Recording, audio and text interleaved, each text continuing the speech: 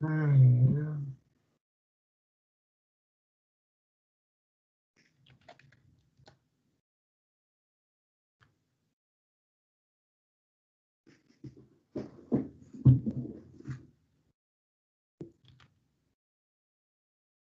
boa noite também, Lucas.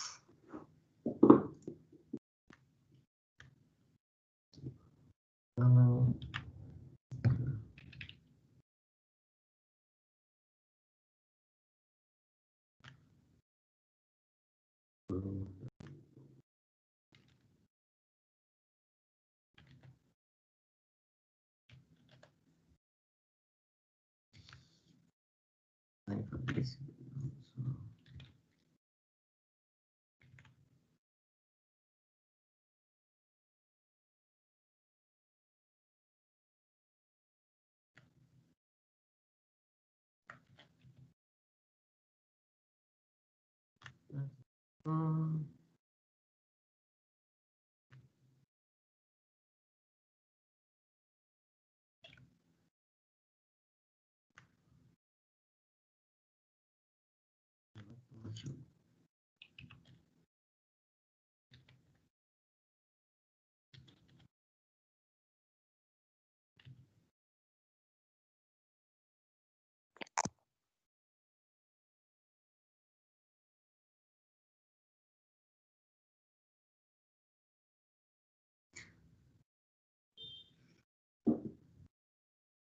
Beleza. É só esperar o pessoal aceitar ou não aceitar e já vamos começar. Então, hoje a gente vai iniciar. O que vocês vão fazer na prática mesmo?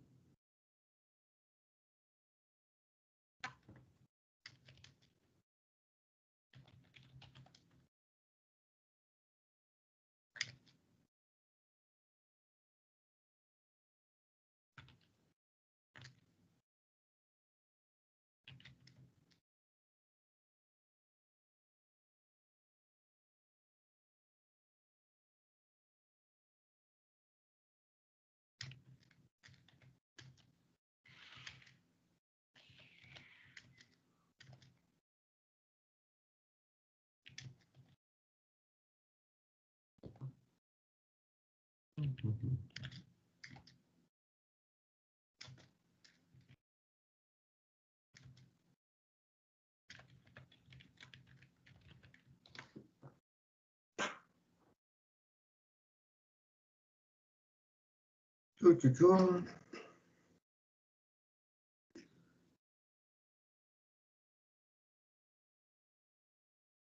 Última chamada.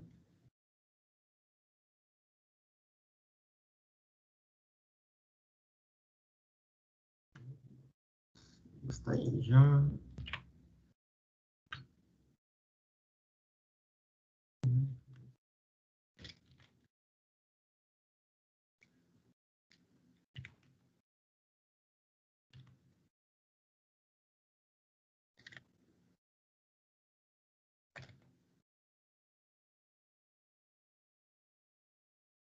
Agora tá aí, Luana, Lucas.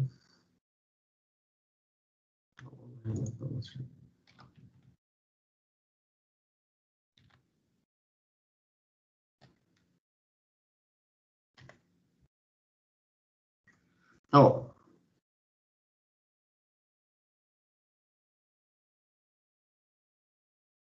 Vocês estão conseguindo me ouvir e me ver bem? Sim. Tá.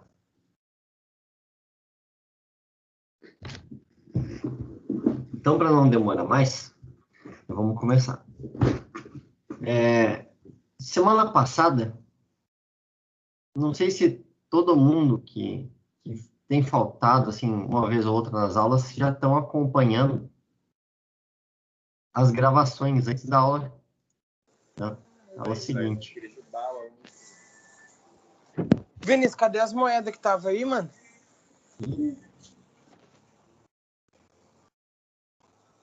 Ô, Vinícius, roubando as moedas. Não, deixa as moedas pagar o pedágio. Tá. Não sei se todos estão acompanhando, mas é que semana passada a gente chegou num ponto importante para a gente começar a falar das contas e vocês verem o que de verdade, o que afinal a gente vai fazer lá no laboratório e o que a gente consegue analisar usando o espectrofotômetro. Então, por que a gente chegou nessa parte? Por causa dessa formulinha daqui.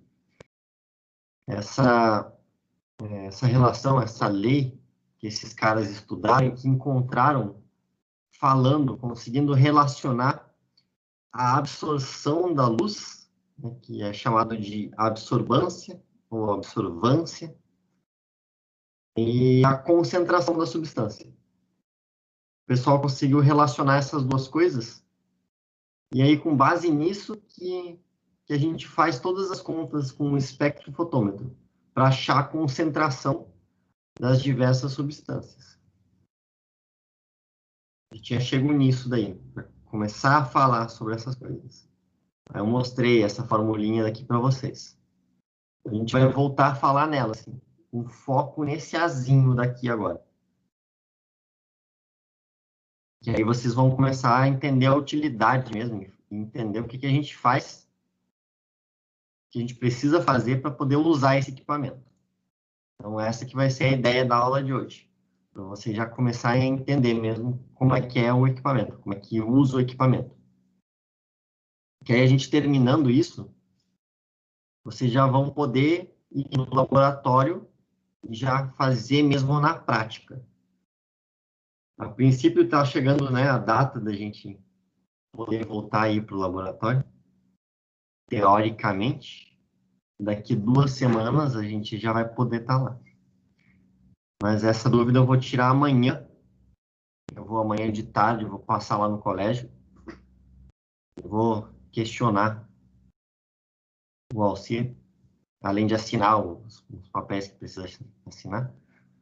Vou questionar o Alcir disso daí. Se realmente a gente vai poder voltar. Aí eu falo para vocês amanhã. Então, independente se já puder voltar ou não, a gente já vai poder entender, vocês já vão poder entender o que se faz com o equipamento. E aí, semana que vem, a gente vai fazer vários exercícios, fingindo assim, eu vou criar situações como se a gente fosse ir para o laboratório, o que vocês iam ter que fazer. Então, é isso aí. No princípio, tudo bem? Entendidos?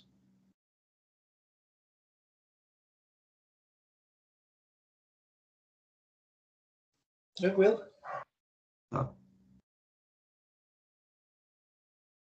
Então, como a gente tinha falado, né, a continha que a gente faz para conseguir achar a concentração da substância vai ser muito simples. Porque a gente só vai precisar pegar um número que aparece no equipamento, colocar nessa formulinha,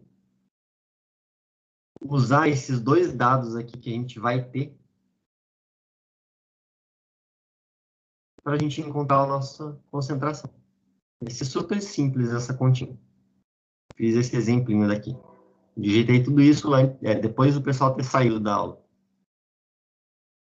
Para deixar para vocês uma imagem, né, de tudo que a gente tinha conversado. A conta é super simples. Mas um porém que eu falei é esse azinho daqui. Eu comentei com vocês que esse A a gente conseguia ele, a gente já tinha esse valor. É uma coisa que a gente tem numa tabela ou a gente já tem calculado. Tá? Então a aula de hoje vai ser para a gente falar, e se eu não tiver esse Azinho daqui? Se a gente não tivesse esse Azinho na conta aqui, a gente não ia conseguir fazer essa nossa conta simplesinha. Então, o que afinal é esse Azinho? E como que a gente faz para a gente mesmo ter a capacidade de encontrar esse Azinho, de usar esse Azinho? Aí eu vou iniciar a aula com esse tema daqui. Curva de absorção. Logo nas primeiras aulas que a gente estava tendo falando de espectrofotometria, eu conversei com vocês bastante sobre aquela ideia de que os elementos químicos, as substâncias, elas absorvem, elas interagem com a luz. Né? Elas absorvem luz, elas refletem luz. Até por isso que a gente consegue ver soluções coloridas, porque isso tem relação com a luz visível. Né? As que a gente vê em color, elas com certeza refletem cores também, mas no espectro que a gente não enxerga. Não está no espectro da luz visível, mas você pode refletir coisa na ultravioleta ou no infravermelho, e a gente não vê, mas reflete. Tá, aí a gente falou disso daí, e chegamos naquela coisa que foi uma base, né, para um desenvolvimento de várias coisas teóricas mesmo na química e na física, que eles viram que aquele negócio, aquele espectro de absorção de cada elemento é diferente, ou de cada substância, e de cada substância também é diferente. A gente nunca tem um espectro de absorção igual para nenhum composto. Sempre é diferente. Caso vocês não lembrem, o que é espectro de absorção? Espectro de emissão, na verdade, que é. É uma coisinha dessas daqui.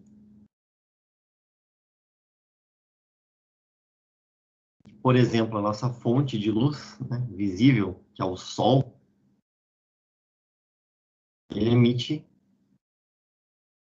a luz nesses comprimentos de onda. O hidrogênio consegue emitir luz nesses comprimentos de onda. O hélio, nesses daqui. O mercúrio, nesses daqui. Assim vai. O sulfato de cobre vai emitir coisas diferentes. O que é emitir a luz? Só para vocês não acharem, nossa, como assim? Tudo então brilha? Não, é no sentido de que a energia da luz branca, as coisas, a gente enxerga as coisas porque chega a luz nelas. E aí parte da luz é refletida, a maior parte, né, é refletida e parte é absorvida. A gente consegue enxergar as coisas por causa das coisas que são refletidas. É por isso que a gente vê as coisas.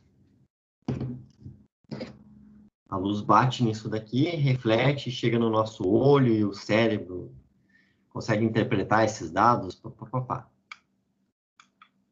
Mas essa emissão que eu estou falando aqui é que esse elemento ele absorve toda a luz e ele consegue devolver a luz vermelha, azul e esses violetinhos aqui. Então, o nosso olho conseguiria enxergar isso daí. Tinha enxergar alguma coisa. Ia ser com base nisso daí. Isso a gente conversou melhor em outras aulas. Só para lembrar vocês. E o espectrofotômetro é um equipamento que a gente pode criar mais ou menos assim, também uma digital dos elementos. O nome disso é um pouquinho diferente, que é isso aqui, a curva de absorção. Isso daí é por causa do funcionamento do espectrofotômetro. Não sei se vocês lembram, mas basicamente o espectrofotômetro funciona desse jeito. A gente tem uma luz, ela passa na nossa amostra e chega no nosso detector. Quando ele passa na amostra nossa, ele vai perder intensidade. A luz vai perder intensidade, porque parte da luz foi absorvida pela nossa amostra. Então, basicamente, o espectrofotômetro funciona assim. Ele lê a absorção da luz pela substância. Carlinho, Sim, essa curva aí é a curva que ele detecta a substância, certo? sim, Se ele não detectar a substância, mas se tiver uma concentração muito baixa ali, aí tem que fazer o quê? Uma diluição dela? se a concentração estiver baixa, não tem o que fazer. Não, digo assim, se tiver muito baixa, não, mas se tiver muito alta e a curva não detectar. Exato, isso a gente vai falar, mas exatamente. Mas Porque é isso com relação à curva? isso Beleza. tem relação com a curva. A gente vai chegar nisso daí hoje mesmo, para explicar melhor para todo mundo até. Talvez você tenha perguntado isso porque eu acho que você mexe com isso, não? Já mexi, Carlinhos. Ah, tá. Então aí para poder explicar isso para todo mundo também. Aí eu já coloquei imagens aqui do Google, colocando curva de absorção. Tem uma imagem muito boa para mostrar para vocês de exemplo. Isso aqui é o nosso espectrofotômetro. Ele funciona com luz ultravioleta e luz visível. Tá?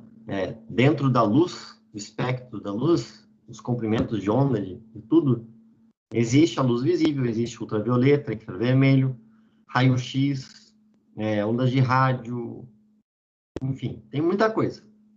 Depende do comprimento de onda. Isso não importa assim muito para a gente. Vamos usar isso na prática. Tá. O nosso espectrofotômetro, então, ele trabalha com a luz visível. Então, lembram que pelo espectro de emissão, cada elemento ele consegue absorver ou refletir uma certa cor, tá? E o nosso equipamento, ele conseguiria trabalhar com todas as cores do espectro visível. Tá. Aí a gente chega num ponto que eu não tinha falado de propósito para vocês. Eu acho que eu não tinha falado de propósito para vocês. Que foi essa partezinha daqui, ó. Esse botãozinho daqui. Eu acho que eu não tinha comentado com vocês. Esse carinha daqui, a gente ia escolher um comprimento de onda específico. Acho que eu não comentei isso para vocês. Mas o nosso espectrofotômetro, ele tem a luz ultravioleta invisível, mas logo no começo, antes da luz passar na nossa amostra, ela passa por um equipamento que ele consegue excluir todas as cores, todos os comprimentos de onda, menos um único comprimento de onda. Ou seja, antes da luz chegar na nossa amostra, a gente consegue colocar no nosso equipamento para passar na nossa amostra uma única cor. Uma única cor, um único comprimento de onda. A gente não tem variações, tipo numa loja que a gente vai de tintas. A gente não tem 500 bilhões de cores diferentes dentro do verde, que para os homens é tudo verde. As mulheres, elas sabem o nome de cada uma delas. Aliás, já entrando no assunto, as mulheres conseguem trabalhar com esse cara muito melhor que a gente. Mas, enfim. Quando a gente vai numa loja de tintas, a gente consegue ver. Vamos lá.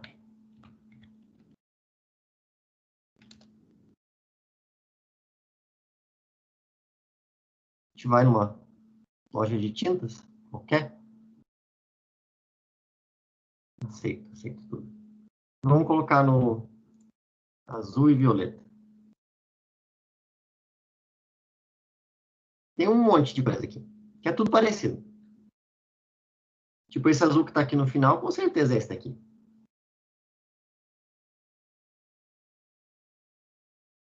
Então, o nosso olho talvez não seja super capaz de diferenciar,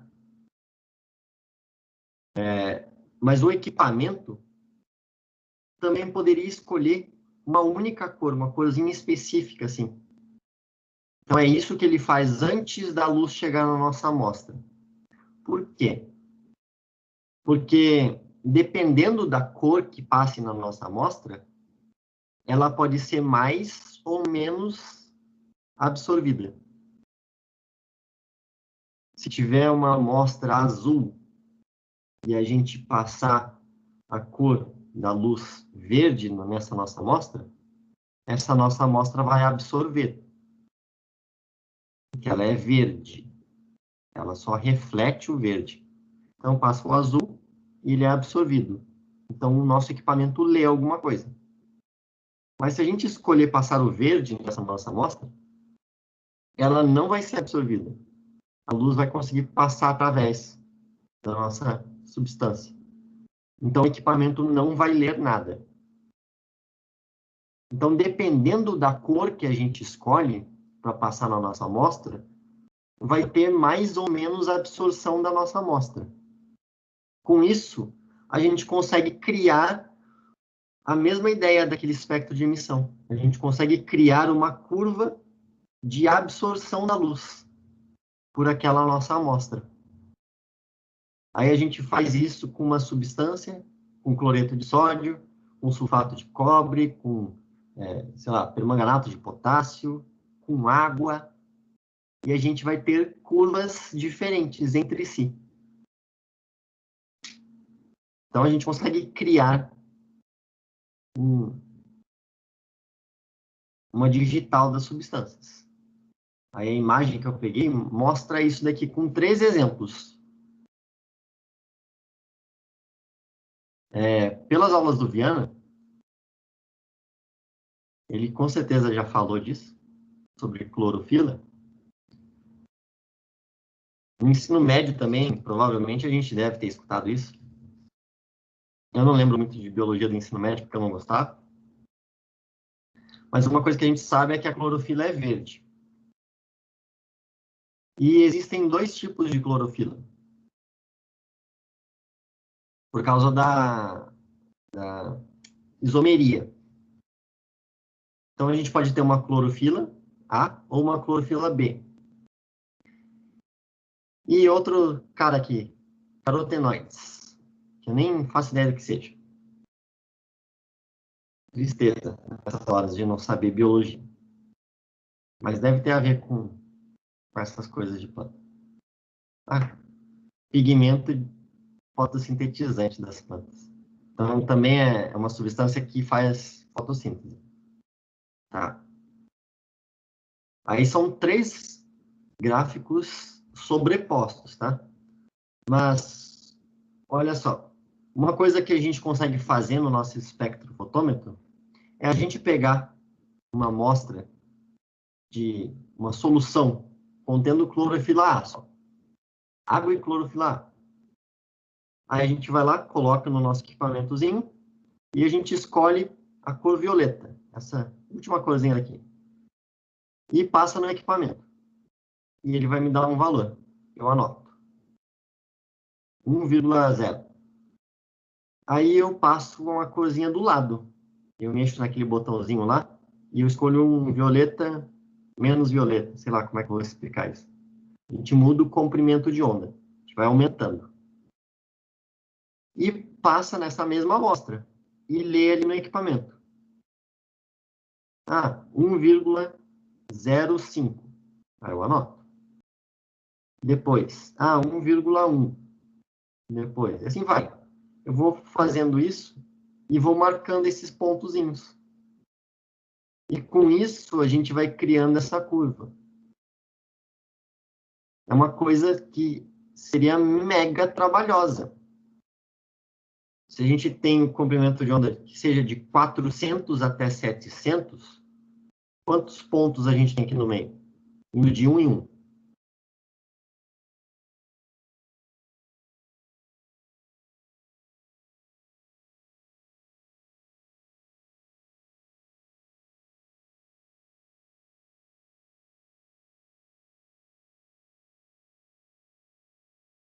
Ninguém? 700 menos 400?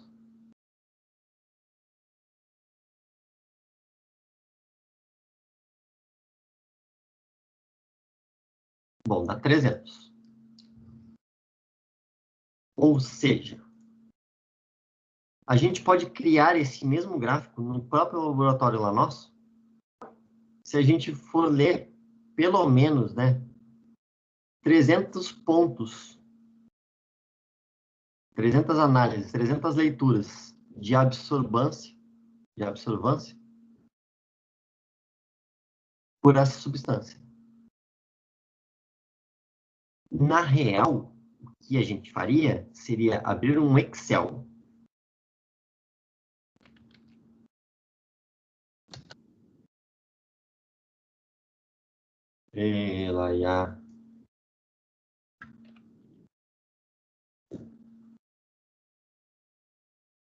E eu colocar aqui comprimento de onda. Comprimento de onda.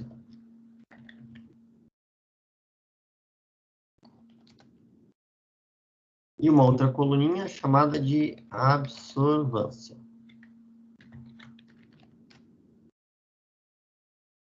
E aí eu começo aí a minha análise lá no meu equipamento. E eu escolho o comprimento de onda 400. E leio no equipamento quanto que ele me deu. Ele já lê na hora, tá? Isso é super rápido. Aí eu espero, conta até 3, estabilizou, anoto. Aí eu vou lá e mudo no equipamentozinho para 401. E leio já o valor que vai aparecer na tela. 0, 3, 5. E aí eu mudo para 402 e leio o que aparece. E 403 e leio o que aparece. E 404 e leio o que aparece. E eu vou fazendo isso 300 vezes. Porque depois de eu fazer isso, o Excel tem uma funçãozinha, né, de criar... Cadê? Gráficos.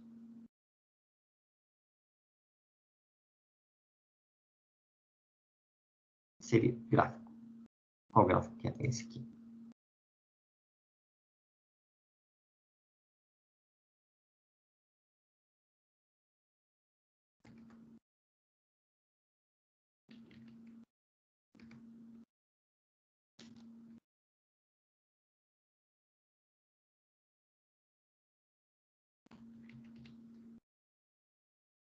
A gente consegue criar um gráficozinho. Não. Qual que é o gráfico com relação? Eu não lembro.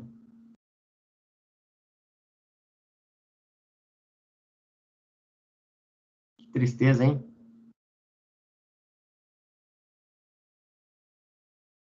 Alguém consegue ajudar o titio aqui?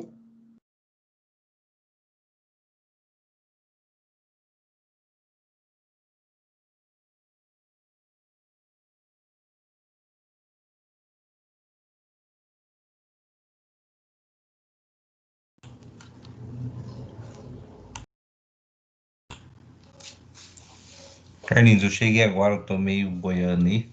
Você tá montando um gráfico, é isso? Eu queria montar um gráfico, mas... Acho que é só dar um ok lá Aqui. embaixo. Dispersão. É esse cara daqui. É que eu montei com apenas 1, 2, 3, 4, 5 pontos, né? Mas se a gente fizer isso pelos 300 pontos e for ver o gráfico que vai dar, ele vai montar uma curva de absorção. Então, a gente consegue criar essa curva de absorção por conta própria. Se a gente não encontrar em lugar nenhum, em livro nenhum na internet, nada da curva de absorção da substância, eu consigo criar ela.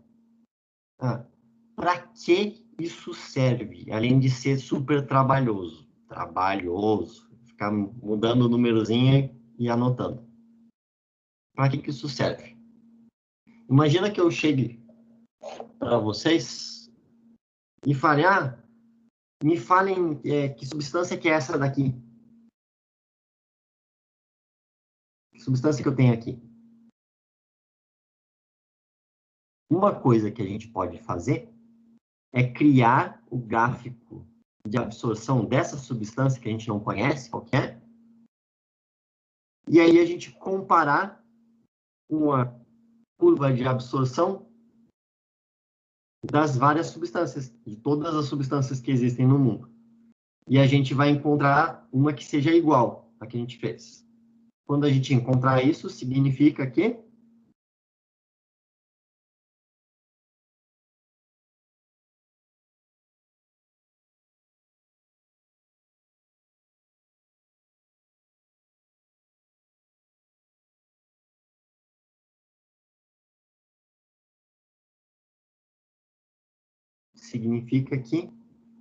essa substância que a gente não sabe qual é aquela substância que teve o mesmo gráfico de absorção da luz. Aí a gente pode descobrir que, então quer dizer que isso daqui é permanganato de potássio.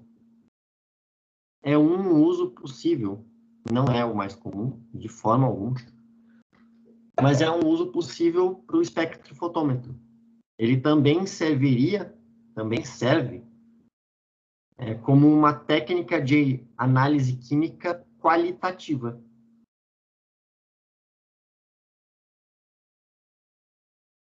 Então, é uma outra vantagem assim, desse equipamento.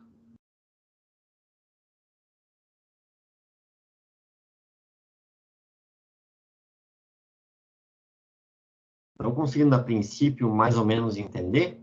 Eu vou continuar falando disso aí. Tirando o Hudson, que chegou agora.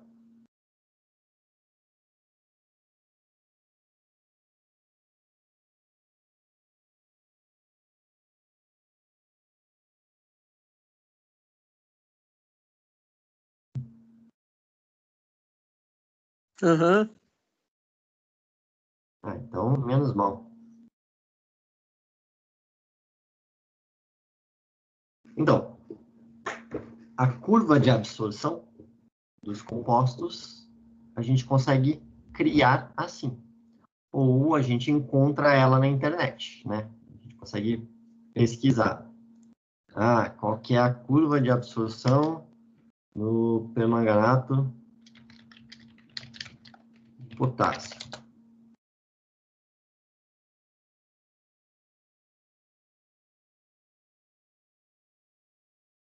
Eu sei que é essa daqui, mas não está falando ali no...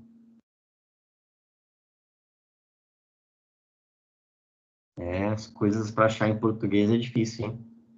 Mais fácil pesquisar em inglês.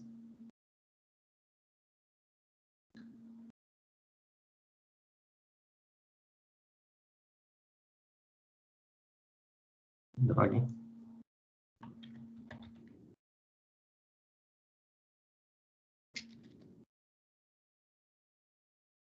Só...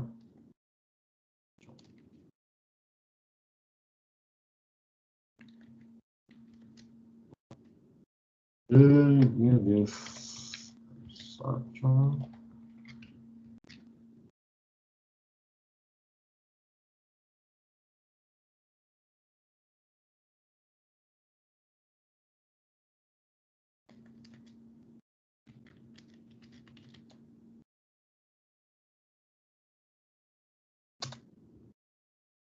mentira que é isso também.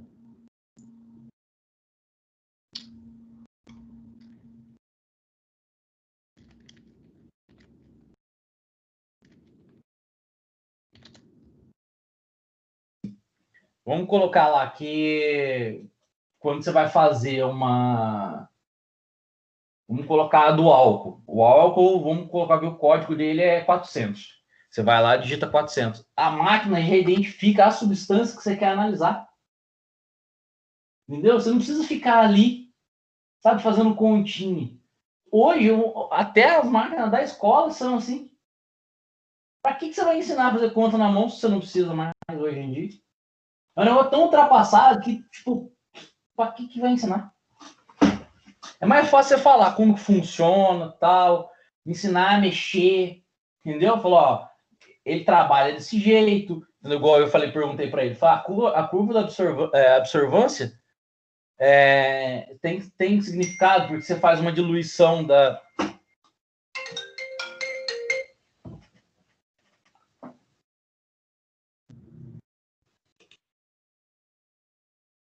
Pode continuar.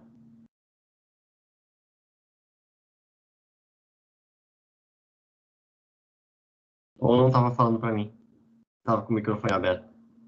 Tava aberto, Carlinhos. Ah, de boa. Então,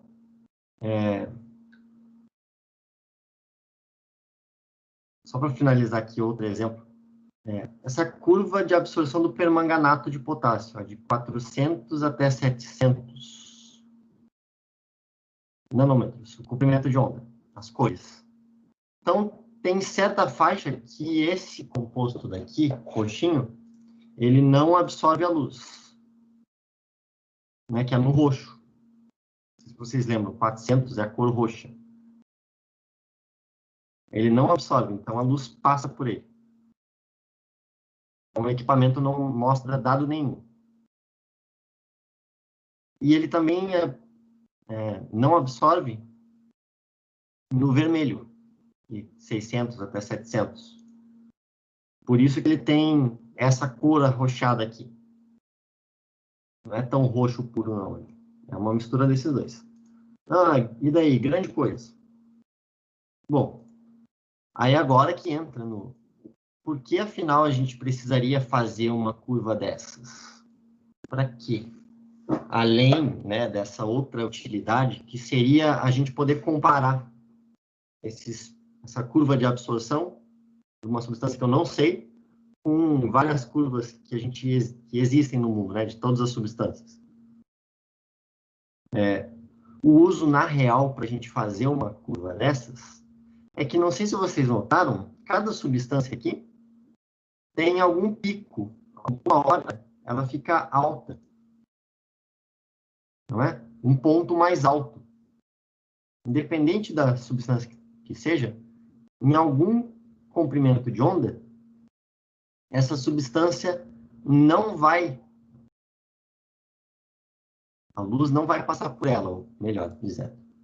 Em algum comprimento de onda, uma corzinha, aquela substância vai superabsorver aquela cor. E esse é o ponto-chave para essas curvas, assim. Por quê? Se a gente tem uma substância, aqui, essa clorofila B, o comprimento de onda, a cor que ela mais absorve é cerca de 460 nanômetros. Ela superabsorve essa cor. E daí? Significa que se eu tiver uma solução bem concentrada dessa clorofila B, o meu equipamento talvez nem consiga ler essa concentração de tão alta que ela está. Porque o nosso equipamento é um equipamento super sensível, o espectrofotômetro é super sensível. E ele trabalha com o número máximo que ele consegue ler. Esse númerozinho daqui da foto, aqui, ó, esse númerozinho nosso, depende do modelo do espectrofotômetro, mas o número máximo que ele consegue mostrar é 1,999. Se a substância que estiver absorvendo mais que isso, ele vai estar parecendo um traço aqui. Significa que ele absorveu muita luz. E a gente não vai conseguir ler o equipamento. Putz, grilo. Por que isso vai ser bom? Porque se a gente tiver aqui, se a gente tiver uma solução bem diluída desse composto de clorofila B, se a gente passar na cor que ele mais absorve, se tiver esse composto presente ali no meio, ele vai acusar algum valor no meu equipamento. Nem que seja 0,107.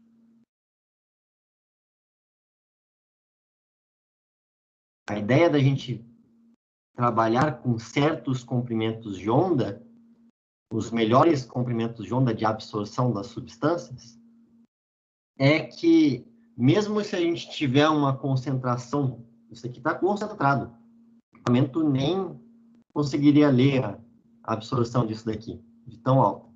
A gente vê que está roxo. Mas se eu colocar uma gota disso num outro balão desses aqui, de 50 ml, e completar com água, e rodar nesse equipamento, no comprimento de onda que o permanganato mais absorve a luz, o equipamento vai conseguir ler. Mas, se eu rodar num comprimento de onda não muito bom da substância, o equipamento não vai conseguir ler. Então, eu posso achar que não tem aquela substância ali presente no meio. E aí eu posso dar um resultado ruim. Então, a ideia de a gente criar uma curva de absorção, vocês saberem que ela existe, é que, na maioria das vezes, mesmo, a gente vai trabalhar no comprimento de onda da substância em que ela mais absorve luz.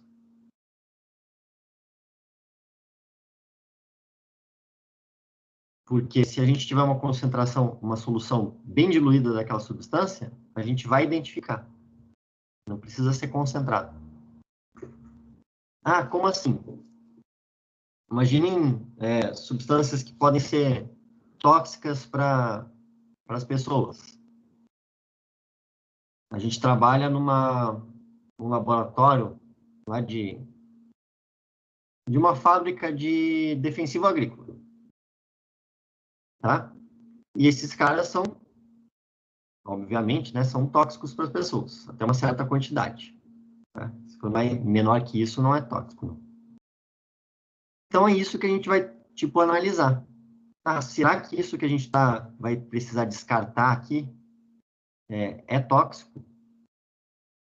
Aí, o que a gente vai fazer? Bom, essas coisas são tóxicas com baixas concentrações. Então, a gente vai ter que usar o equipamento e fazer a leitura nesses comprimentos de onda melhores daquela substância. É basicamente para isso. Eu não vou colocar qualquer valor para ler. Porque ele pode me dar um falso valor. Pode falar que não tem nada. No real tem. É mais para essas situações. Então, na real, a utilidade, para vocês saberem que existe esse gráfico, essa curva de absorção da luz, que é diferente entre cada substância, é para quê? É para vocês saberem qual que é a cor que aquela substância mais absorve. Ou, em outras palavras, qual que é o comprimento de onda que aquela substância mais absorve. Cada uma vai ter um diferente. Às vezes pode ter o mesmo, né? Tipo, esse comprimento de onda aqui, mais ou menos, 460, é bom para esse cara e é bom para esse cara. Isso independe. Mas é para a gente saber que a gente tem que trabalhar num comprimento de onda assim. Que a substância vai absorver bastante. Tá meio vago isso ainda?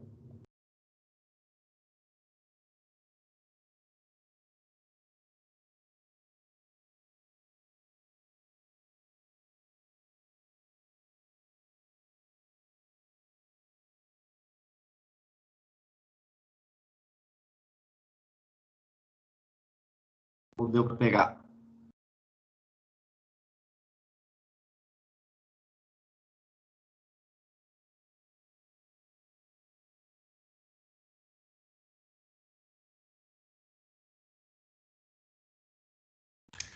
Carlinhos, eu vou falar por mim. Eu vou pegar e vou assistir o início da aula de novo. para mim poder dar uma entendida melhor e acompanhar daqui para frente. Sim. Mas assim, por enquanto eu não entendi muito ainda não, mas eu vou deixar seguir, que aí depois eu volto e qualquer coisa eu tiro dúvida com você particular. Mas toda essa conversa que a gente estava tendo até agora é para chegar nessa formulinha daqui.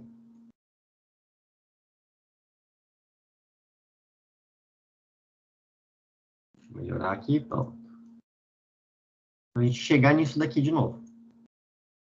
O que afinal é esse nosso Azinho?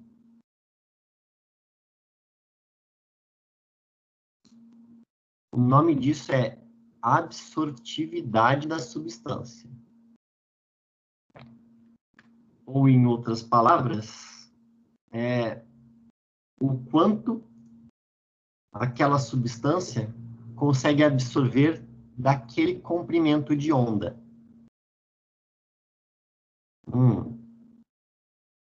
Ou seja, esse Azinho daqui, que eu falei que tabelado e tudo mais, ele pode variar, e varia, para cada substância. Por exemplo, esse cara aqui, permanganato de potássio, se a gente fizer uma leitura no comprimento de onda de 400 nanômetros, o Azinho dele vale uma coisa, bem pequena. 0,0073.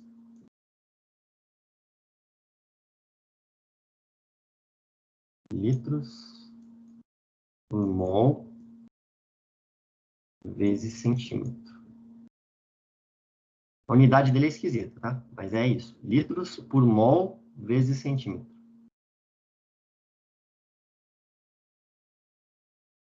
Então, a gente conseguiria, tipo, encontrar... Ah, eu quero analisar uma solução de permanganato de potássio. Bom, é só eu colocar ele no equipamento. O equipamento vai me dar esse Azão. Eu achei lá no livro meu, e da empresa, que seja, na internet, e achei que o Azinho do permanganato de potássio, nesse comprimento de onda, é esse valor. Então, eu coloco na minha formulinha. Esse cara daqui sempre vai ser 1 centímetro, que é o tamanho da cubetinha. E aí eu vou ter todos esses 3 dados, e eu faço a continha, ou o computador faz, né? E ele vai me dar o valor da concentração da substância. Tantos mol por litro.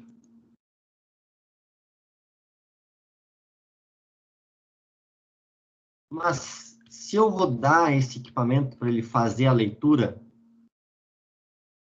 eu fiz errado. Ah, não. Na hora de colocar lá, eu não coloquei no 400 nanômetros, eu coloquei no 500.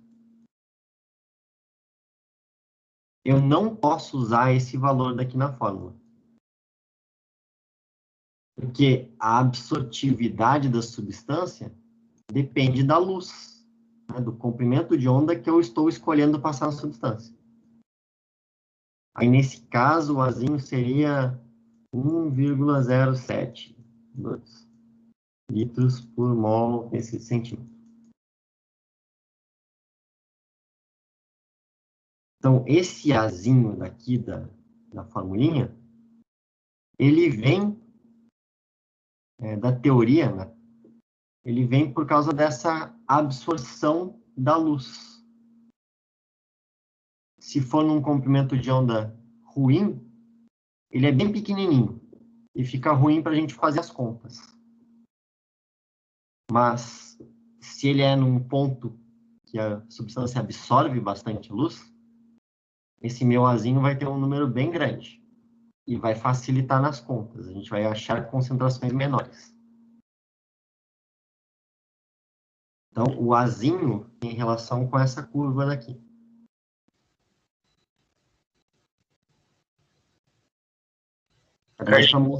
Sim.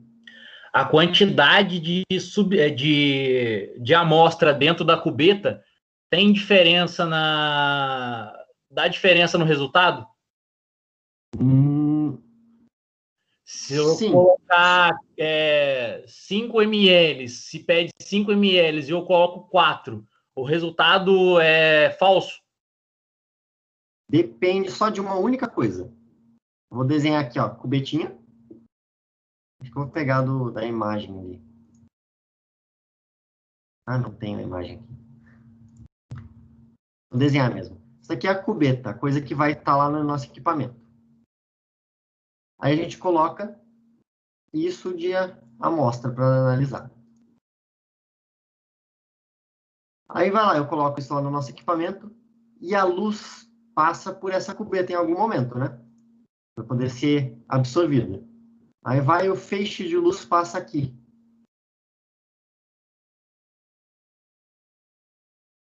Está passando na nossa amostra?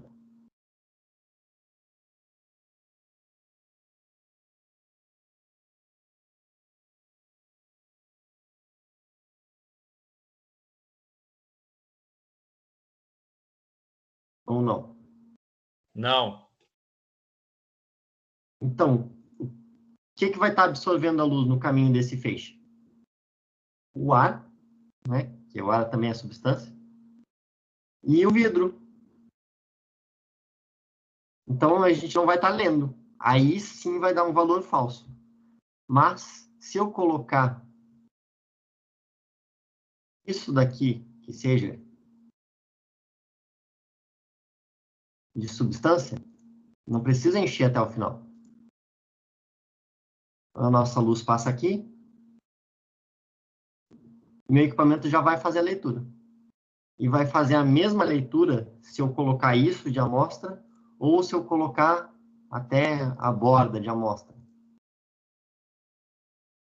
Colocando aqui ou colocando aqui de amostra, vai dar o mesmo valor no equipamento. A gente só tem que colocar acima da metade, porque é mais ou menos na metade que a luz passa pela nossa amostra. Se a gente colocar pouquinho, a luz não vai passar ali para ser absorvida. Colocando muito, o único perigo é derramar e escorrer pelas paredes, pelo lado de fora. Aí isso pode interferir, ele pode absorver mais. E vai ter a amostra aqui escorrendo. Então, o ideal é a gente colocar 3/4 da cubetinha. Não precisa ser tanto, para não ter perigo de cair, e não pode, de forma alguma, ser baixo, senão não vai ler.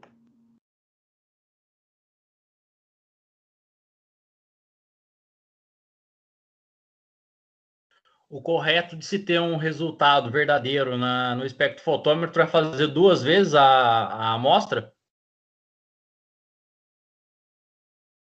Olha, não tem necessidade. E se Fazendo eu uma vez, zerar? Eu zerei ele com o branco e depois coloquei a amostra, deu um valor. E depois eu repito aquilo ali e ele dá outro valor. aí você pega os dois e faz uma média. É como se fosse a titulação. A gente vai, faz uma vez e deu 20 ml. Aí a gente vai lá, faz uma segunda vez e deu 20 ml. Maravilha? Então tá certo. A mesma coisa disso. A gente faz uma vez e deu um valor. A gente pode zerar isso e faz de novo e vai me dar, a princípio, o mesmo valor. Se der diferente, vai ser pouquíssima diferença. Se não der pouquíssima diferença, ou a gente está fazendo alguma coisa errada, nossa amostra, a gente colocou pouco, a gente colocou o dedo no caminho, alguma coisa assim, que a gente errou, ou o nosso equipamento está estragado. Na maioria das vezes, o erro é nosso. E por que a máquina dá o resultado em ppm? ppm? Não é? Acho que é o comprimento de onda, não é? Depende disso daqui, ó.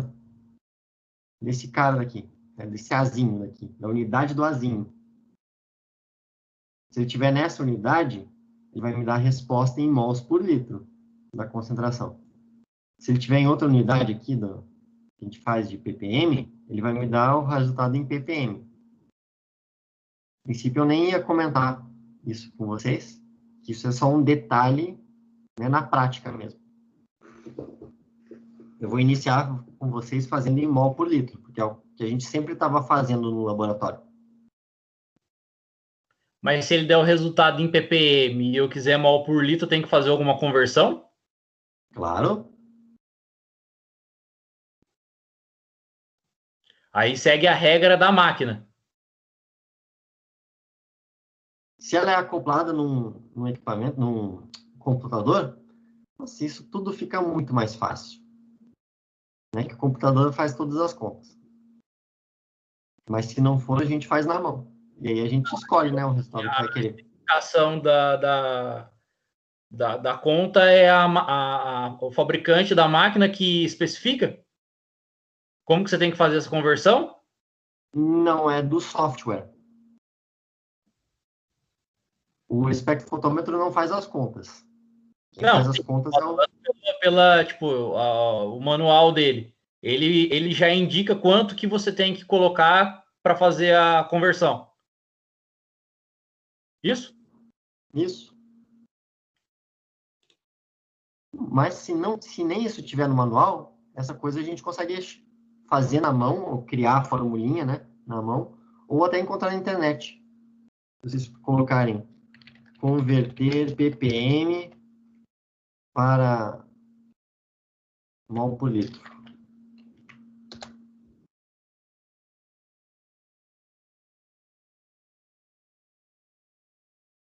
Vai achar.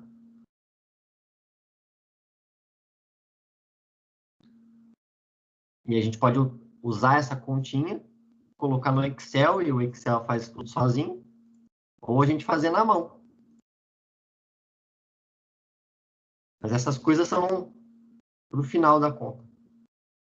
Se a gente quiser apresentar em ppm, vai ter que fazer a conversão. Então, se a gente quiser apresentar em mol por litro, não precisa, ou ao contrário. Isso é no final. Olha aqui. Sim. Você falou que eu não estava entendendo. Se você explicasse ele com um gráfico, não ficaria mais fácil para ele entender, quem sabe? Vai ficar assim. O movimento de onda pega e quanto a substância absorve? Sim. Era a ideia que eu queria fazer, montar, até vocês voltarem, né, do intervalo. Na real, eu acho que eu vou até abrir aí, se alguém quiser perguntar alguma coisa, vou aproveitar agora e liberar vocês. Esses 10 últimos minutos eu vou criar um textinho aqui para vocês e salvar falando de curva de absorção. E vou já começar a criar um gráfico para a gente iniciar depois do intervalo. Que aí vai ser a forma mesmo de mostrar o que a gente vai ler, o que vai acontecer. Para tentar deixar cada vez mais claro mesmo.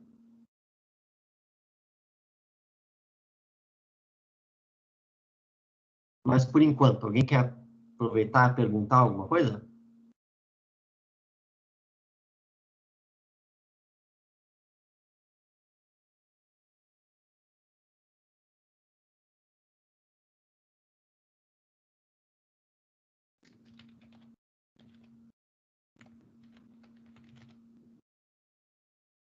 Não?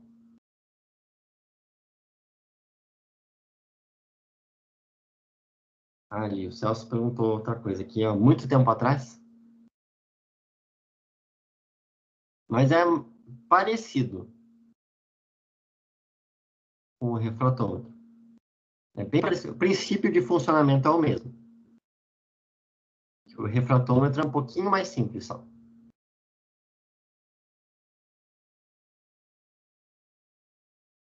Até depois eu posso comentar, falar de outro, quando a gente for falar de outros equipamentos que existem de análise química, eu até comento do refratômetro.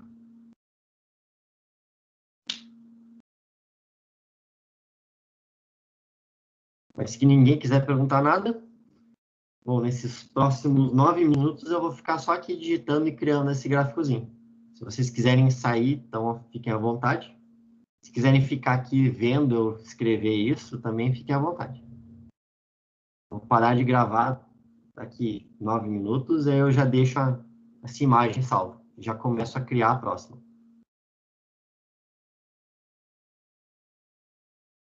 Beleza?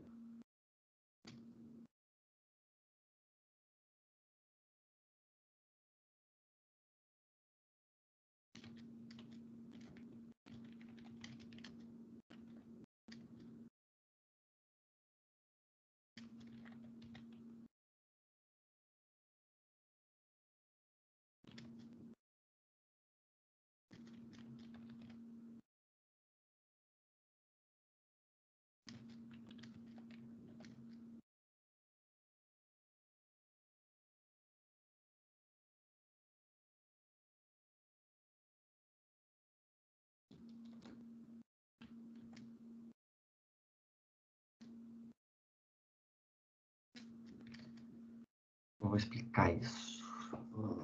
De uma forma fácil de ler. Vamos associar isso pela amostra.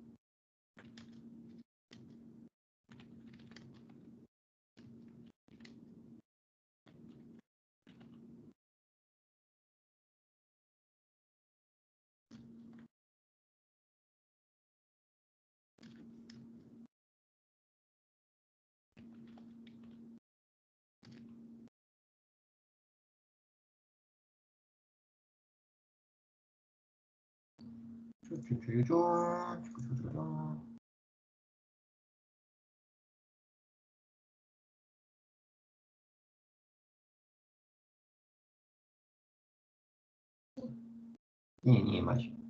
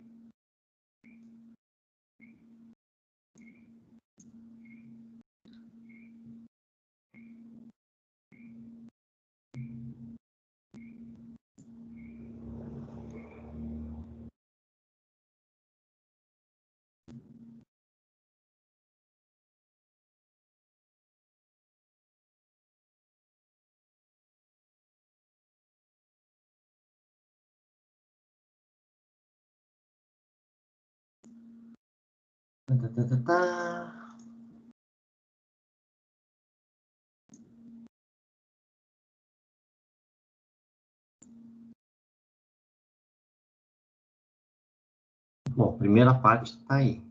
Vou continuar escrevendo mais ainda. Só vou parar de gravar aqui, tá?